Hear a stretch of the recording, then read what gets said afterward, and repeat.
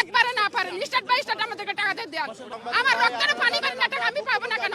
দয়া করে আপনি আমাদেরকে দাফে দাফে টাকা দিয়ে দেন। একবারে না পারেন স্টেট বাই স্টেট আমাদেরকে টাকা দিয়ে দেন। আমাদেরকে বাঁচান, নতুবা আমি আত্মহত্যা করব। বাংলাদেশ ব্যাংকের সামনে আমি আত্মহত্যা করব। আমার আত্মহত্যার দায়ভার বাংলাদেশ ব্যাংকের গভর্নর স্যার, উনি সব করতেছে।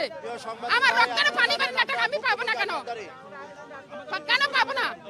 আমি দিনের রাত করছি সেই টাকার জন্য। আমি আজ উদ্ধার করার জন্য আসছি।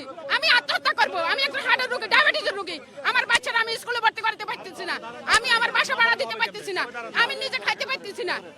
আমি মারা যাওয়ার জন্য আসছি এখানে। আমি কোনো পুলিশ বাহিনী কাউরে আমি ভয় পাই না। বাংলাদেশ ব্যাংকের গভর্নর স্যার আমার টাকা আমাদেরকে ফেরত দেয়। আমানতকারীদেরকে দাফে দাফে টাকা দেয়। টাকার জন্য আসছে। আমার 27 লাখ টাকা একজন ব্যাংকে ডিপিএস করে কি আমরা কি অপরাধী হয়ে গেছি? আমরা কি খুনি হয়ে গেছি? আমরা কি আসামি হয়ে গেছি? না, আমরা ব্যাংকে টাকা রাখছি। আমরা আসামি না। আমাদের টাকা আমরা ফেরত চাই। আমাদের টাকা আমাদেরকে ফেরত দেন। সাংবাদিক ভাই বন্ধু আপনারা সবাই জানেন এখন আমাদের তোমার উপরে বিশ্বাস নাই, বাংলাদেশ ব্যাংকের উপরেও বিশ্বাস নাই, বাংলাদেশ সরকারের উপরেও বিশ্বাস নাই, কোনো বিশ্বাস করা যায় না। এখন আমেরিকান এক্সপ্রেসের উপরে বিশ্বাস করবো, তোমার উপরে বিশ্বাস করবো না। কথা বলছে বিদেশি ব্যাংকের উপরে বিশ্বাস করবো, তোমার উপরে বিশ্বাস করবো না।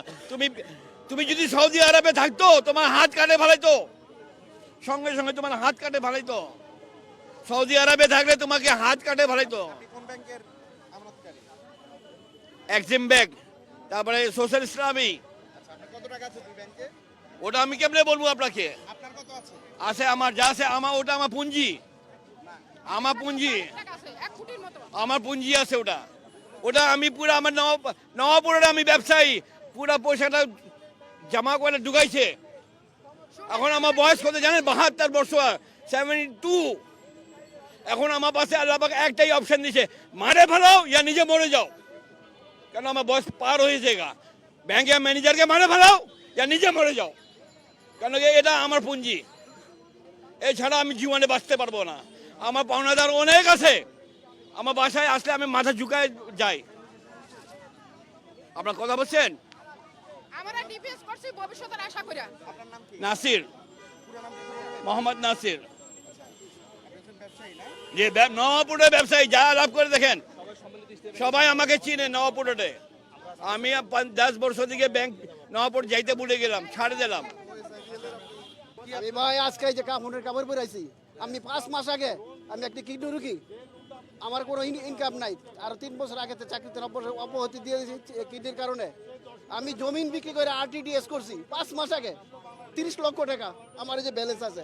আমি কোনো এফডিআর করি না, ডিপিএস করি নাই। আমার ব্যালেন্সের টাকা আমার দিতেছে না। আমি এই জায়গাতে আমি চিকিৎসা তুইছি নিরাপত্তার লেগে, যে বাসায় থাকলে সমস্যা হইতে পারে, যে সপ্তাহে টাকাটা উঠে আমি চিকিৎসা করবো। আর সবাই চিন্তা করছি লইয়া বাচ্চাকে লইয়া হজে যাবো আমি। এই আমার 30 লক্ষ টাকা আমার মোবাইল এখনো ব্যালেন্স আছে। আর কোনো ডিপিএস এফডিআর কোনো কিছুই নাই। 5 মাস আগে আমি জমি বিক্রি করে আরটিডিএস করছি ব্যাংকের মধ্যে। ওইটাকে বুঝতে পারি নাকি আমার অ্যাকাউন্ট আসলে আমি ওই ব্যাংকে আমি যাই না। আমি ওই স্যার আমি স্যার একদিন ব্যাংকে যাই না দীর্ঘদিন লাগায়। বিশ্বাস করে না আমার লোক যাতে জায়গা বিক্রি করছে একটা অ্যাকাউন্টের চেক দেন, তো সামনে একদিন ব্যাংকের আসিল, ওই একদিন ব্যাংক চেক করে দিয়েছিলাম, ওই অ্যাকাউন্টে আবার দেখছি যে মেসেজ আছে আমার।